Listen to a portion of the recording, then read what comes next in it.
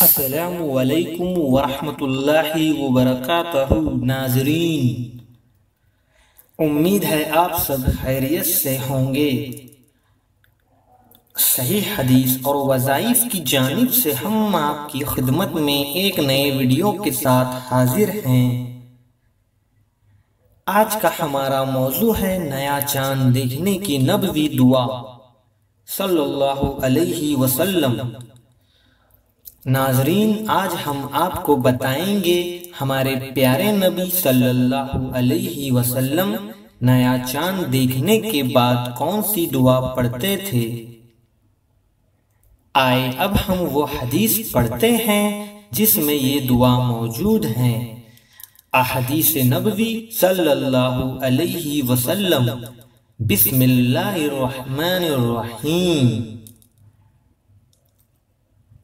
حضرت طلحہ بن عبید اللہ رضی اللہ عنہ سے روایت ہے کہ نبی کریم صلی اللہ علیہ وسلم جب چاند دیکھتے تو یہ دعا پڑھتے، جب پہلی تاریخ کا چاند دیکھے تو اللہ اکبر کہے اور یہ دعا پڑھے، اللہم احلہ علینا بالیمن والایمان والسلامت والاسلام والتوفیق لما تحب وترضى ربی وربک اللہ۔